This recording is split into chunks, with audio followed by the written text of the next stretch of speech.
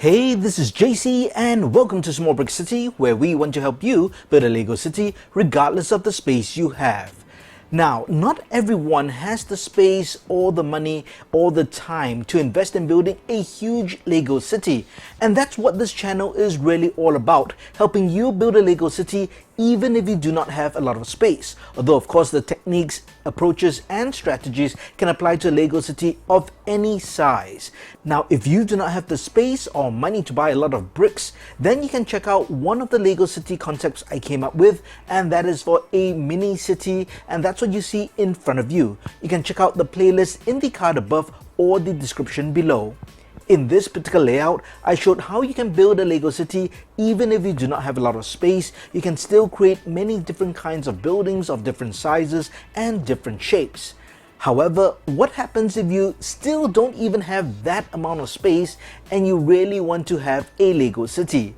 Well, I'm going to design a couple of mini houses that I think are the smallest you can go for a minifig scale city. In fact, this isn't really even minifig scale. It's smaller than minifig scale, but still I think could logically make sense when you place a minifig in front of the building. Now, of course, there's lots of sacrifices. You can't have all the things that you intend to have like you would in a regular Lego building, but that's part of the sacrifice. What I'm trying to show is how you can build a small building that still makes sense, and you can populate a small space to create the effect of a full Lego city, even though you might have a tiny little space. Previously, I shared how to build a mini house in a video, and you can also download these instructions completely for free at smallbrickcity.com. All you have to do is head over to the website, follow the link in the card above or the description below, put in your name, your email, and you get access to instructions for this mini house.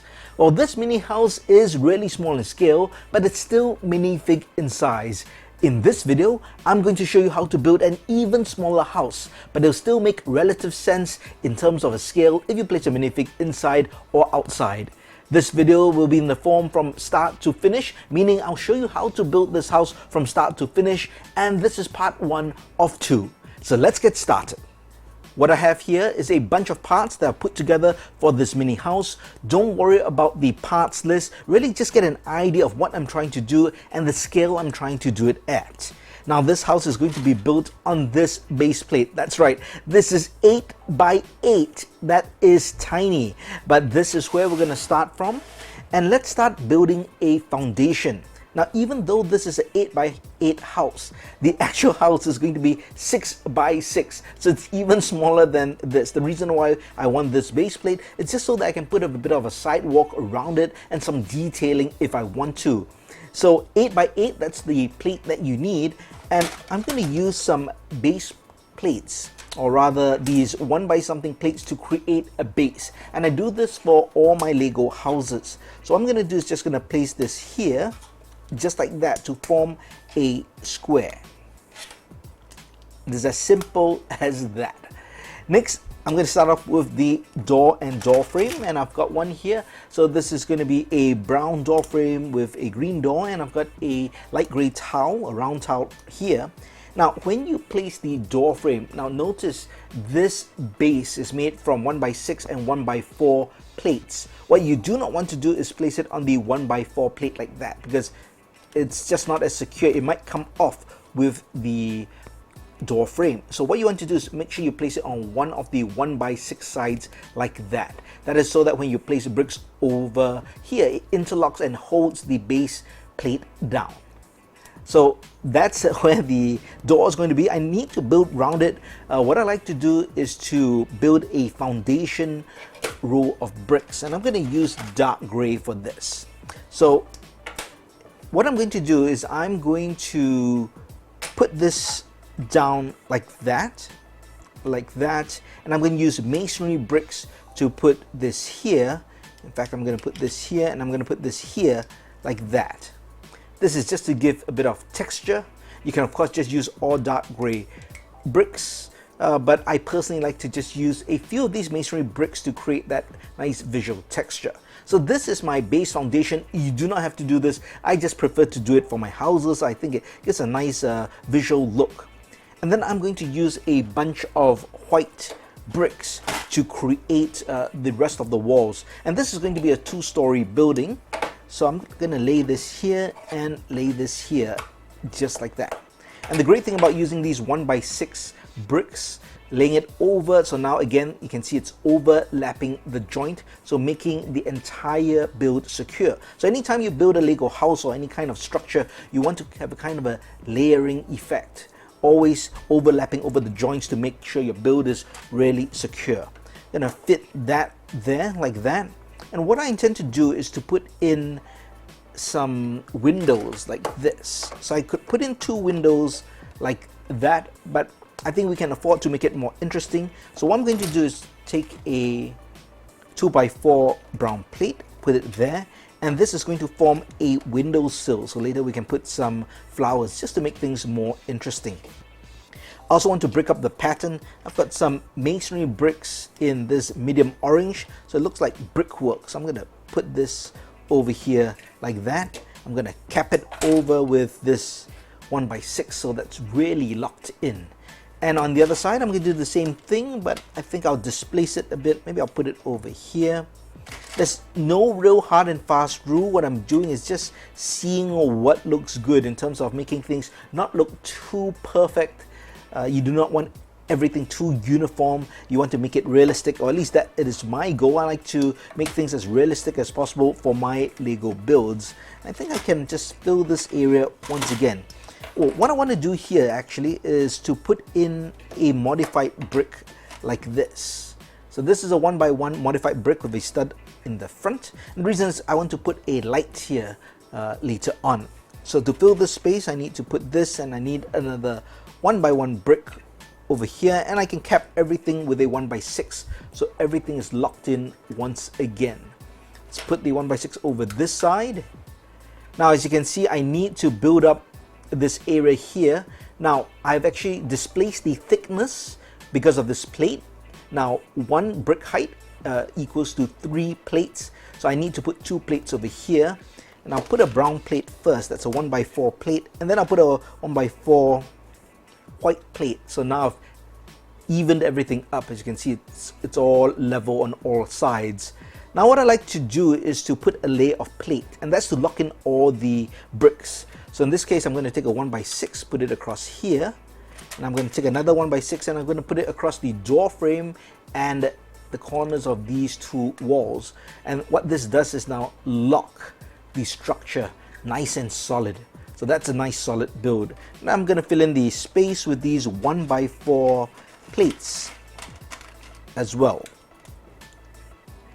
Now what I intend to do is to build a modular style building. What that means is it's modular in the sense that the roof or the next floor can actually separate easily from the ground floor. And in order to do that, I need a couple of tiles. So this is a 1x6 tile. I'm going to place 1 on each side, overlapping the plates underneath. And I'm going to take a 1x4 plate here, and I'm going to use this 1x4 jumper plate. So that's like a tile with 2 studs on either side. Now this is going to allow the second floor to stick to this first floor. Now typically when you build bigger buildings, you use at least 2 of these plates, and they are placed diagonally opposite each other. But because this is such a small build, you really do not need so many studs to hold it in place. Therefore, I'm just using 1 plate, and that's all you need. The rest can be tiles. So that's the ground floor. Isn't that really quick and simple?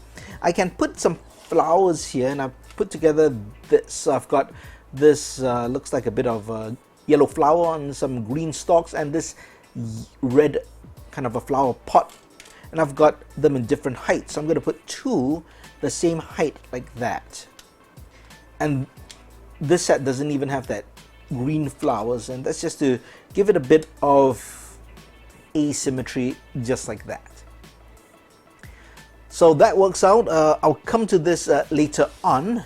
Let's talk about the second floor first. Now for the second floor, I'm gonna use this. So this is just another plate, but it's not 8x8, it's 6x8, so it's smaller than the base plate.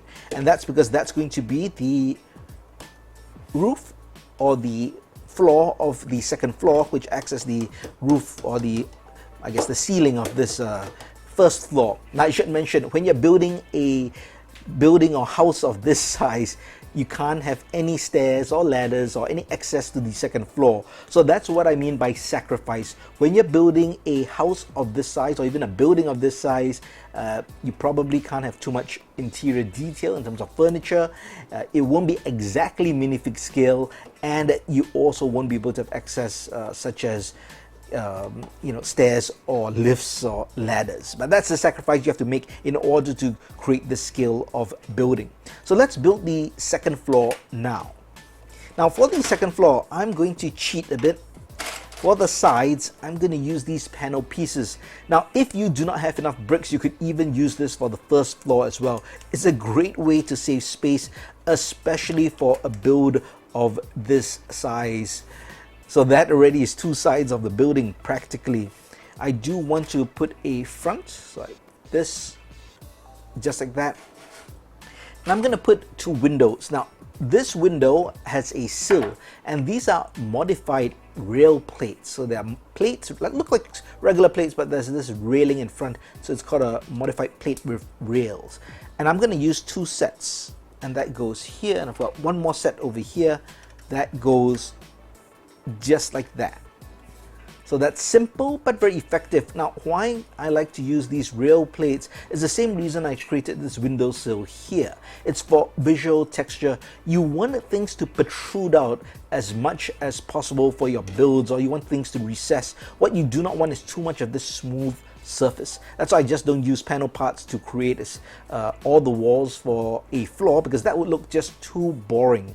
So to break up the monotony of smooth surfaces, you use things like rail plates like that to create that nice out jog look for the windows in this case. Now I will need a plate just to level everything up together, and that's really simple for the front. Now for the back, see, I'm gonna use this over here. I'm gonna just use one window, and there's a reason for that. Just want, again, that juxtaposition so that's not so perfect. And I'm gonna use this over here. So what I've done is actually I've got 1x2 bricks, and I've got two 1x2 plates here. So you're probably wondering why I'm using a 1x2 plate, or two of them over here, not just another brick. And that's because I want to put this plate. So that's a 2x2 plate. Now this isn't a windowsill. I'll show you what it is in just a bit. First, let me just lock this in place like that. Now notice now these are really 4 walls or 4 panels. So we want to secure them together. So I'm going to use that same technique of using a plate. In this case, 2 1x6 plates across the joints. So now everything is locked in. And just to fill in the space, I'm going to place in 2 more 1x4 plates on the other side, just like that. So you're probably wondering what this is for, this gray plate that juts out now. I've got an air conditioning unit, and this is built by using just 3 parts. So that's a 1x2 modified brick with studs on the front. That's a 1x2 tile, and this is the modified tile, which is in the form of a grate. So if I place this here just like that, that looks like an air conditioning unit. So really small detail, and the size, again, it's not too huge, it's proportionate to the building. So once again, I'm going to go back with the same technique of creating these tile top edges, and that's so that the roof can be attached to it and detached. But this time I'm going to use dark gray tiles. So I'm going to use 1x6 on either side like this. So that locks those plates in place. And once again, I'm going to place the 1x4 tile here, and this is a jumper plate once again. So it really mirrors the ground floor, as you can see, just in a different color, and that pops on really nicely to form a very small 2-story house. So let's do the roof now. Once again, I need another 6x6 plate that goes on top. So that's the roof, very simple. And instead of a flat roof, I'm going to create a slightly pitched roof. So I'm going to use a couple of these 1x3 sloped bricks in dark red. And I'll just place them here like that. And on this side, I'll place them here, and this side over here. And just to fill in the sides, I'll use 2 1x2 bricks. Now, I'm not going to do it here because I think there's no need to, but if you really feel there's a need to lock down these bricks because it's just loose like that, feel free to take tiles, 1x something tiles, just to go over all these joints to lock them in. So it's really up to you. Personally, I think it's okay and this is fine. And if I place this together just like that, I get myself a very nice small house. Let's finish off some detail. I like to add in this. So this is going to be a grate, like a drainage grate. I think I've got some tiles here, so let me put this here just like that. Yep, that works. And over on this side I can put just long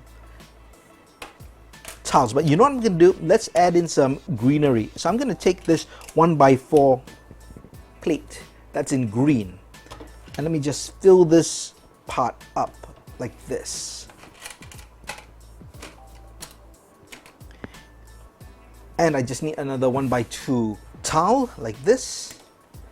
And now I have a little, I won't call it a garden, but just some greenery, and I can take these plant parts. So those look like blades of grass and they're on studs, and I've got some plant parts here just to create that look. I think that's pretty nice just from the side like that. Remember this, there's an exposed stud here. That's supposed to be the little light I intended to have. So I've got this minifig accessory part here. So this is like a little stem, I guess. It can be many things. It could be a little paddle. It could be almost like a flashlight. But I'm going to just use that, put that inside. And I'm going to take 2 trans yellow studs and a black towel to create kind of a lamp. So it's just like a lamp at the door. Just to add again more detail, you know, as I mentioned, I like things sticking out to create this kind of texture. That's why you have the overhang of the roof. You've got all this protrusion, so it just looks more interesting that way. And just like that, we've got a tiny house. Now, what I like to do now is to do the interior. I know you're thinking, what could you possibly put inside? Well, I'm going to show you what you can try to put inside, and then we can see how it looks like with a minifig in place. So I've got a couple of items over here to really do the interior for this build. I'm going to start with the ground floor. Now, if you use any prefab Lego parts such as this, so this is like a cabinet, the drawers over here, it's really too big in relation to this build. So you can't use something like that. You have to brick build everything. So let's try to build some things, and just to make things easier for myself, I'm going to pull this apart. Now this is my typical approach. Even when I build larger buildings, I tend to build the exterior first, and then I'll work on the interior by breaking apart the building, do the interior, and I'll replace the exterior. I just find it easier that way because I do not plan ahead. I like to build my exterior first and then figure out what I want to do for the interior. But I've got some parts here for this interior. All I want to do is have some kind of cabinets. Maybe it's like a bit of a pantry or kitchen. There's no room for a stove and all these things, although I could build them in the wall, but I'm just going to do something simple now, and I'm going to use a couple of these. These are headlight bricks, so it's a 1x1 modified bricks. And what I'm going to do is create some cabinets from it. I'm going to use some of these 1x2 plates to help me as well. So I'm going to just do that and put 4 of them together like that and place another plate on top. So as simple as that. And then I'm going to take these 1x2 jumper plates and I'm going to create this kind of a drawer effect. And that's it. So this is almost the same as a set of drawers over here, but it's much smaller. It's 1x2 and it's only just slightly more than 1 brick thick. So in terms of area space, it takes up much less space, more practical for this particular build. And I'm going to do the same. I will take another 1x2 plate, and this time I'm just going to build one set like that. I'm not going to stack it on top. In fact, I'm going to take this 2x2 jumper plate. So this creates a little like a table. So in my mind, this goes in something like that. So then we do have at least some furniture. There's some interior detail. I like to do some tiling over here. So what I'm going to do is I'm going to use light gray and red, as that's going to be my effect. So let's just remove this for now. What I want to do is to just alternate the tiles. Let's remove this just to make things easier. And I'll put that here and that. And then I'm just going to do it all the way, alternating as I go. So there you have it. That is my floor tiling. Now, because it's so small, I don't recommend you use a 2x2 tile. That's why I'm using these 1x1 tiles, because then at least you get some detail. If you just plop down a 2x2 tile, basically you won't really see much of an effect. So I think that looks pretty good. Now I can replace my furniture just like that. And I can also add in some detail. In this case, I've got a muffin over here, and I can put a bottle and a cup. Yeah, and that spot over there, that's a stud. I put that so I can put a minifig standing inside if I need to. So now I just need to put this back together carefully. So I'm gonna reconstitute this. Simple enough, especially for a build of this size. And you know, you can see inside, maybe if I open the door, you can see that as well. Pretty nice interior, even for such a tiny build. Now let's get to the second floor. For this floor, I'm thinking of making this a bedroom. I know it looks so tiny, but I think we can symbolically create the illusion of a bedroom. Let me once again just break this apart. First, we need to build a bed. It's going to be a very tiny bed, but at least I have a bed. I'm going to start off with the bed frame, or at least the bottom of the bed, and I'm going to create some legs using these 1x2 plates. And what I'm going to do is just to create an alternating pattern like this. This is going to be for the bed sheets. Maybe I can do that. Yeah, something like that. And for the pillow, I'm just going to put this on. So maybe a minifig can just, I know it's a bit small, but he can barely rest on this bed. At least it's a bed, and I'm going to put it over here, just like that. Actually, when I look at it now, it looks a bit like a jail, but yeah, that's going to be a bed. And let's have a lamp as well, and I'm just going to use this telescope part, and I'll use a round brick in trans yellow, and then this round stud, and that's just going to be my floor lamp, which I can place in the corner over here, just like that. But you know what I want to do is I want to tile the area first. So what I'm going to do is to this time use white and black tiles, and I'm just going to tile up the area, leaving space of course for this. In fact, you know what, since I can't even see inside, I'm not even going to tile the inside or underneath of the bed. So I'm just going to tile this side over here. And that's what I have, a little bedroom. Let me put everything back together and we'll see how it looks like. And there you have it. Can we have a look inside? Probably tough. We see it from this side. That's the bed, that's the table lamp, and that's our tiny second floor. And we can put everything back together like this, and you get yourself a tiny house. Now let's place a minifig with this and see how it looks like. So here we have the completed mini building that we've put together. Now I think it's very difficult to tell the scale just by looking at it on camera. Here's a minifig to get an idea, and if you look, it actually doesn't seem so small in comparison to the minifig, and that's why I meant that it is relative to the minifig. It seems visually okay. It is still very small, but if you do not have space or you don't have the money to build a huge Lego city, you could build one using this scale. In my opinion, it's not too bad. And if I were to just open this up to put in that minifig on that stud, you can see he fits in all right. There's enough headroom and doesn't seem too small. Again, if you do not mind the fact that your interiors won't be so detailed and you won't have access points like staircase and ladders, this would work perfectly in my opinion. But really, how small, how large is this? Let me give you a comparison. This is the pet shop, which is really one half of a modular building. Now, I will have to zoom out because once you see this next to just a half modular building, which means it's 16 by 32 studs, you can see how tiny this is in comparison. But imagine the amount of space you'd save if you want to build a Lego city. You could literally build a city within just 2 base plates and get a lot of busy action and a lot of different buildings.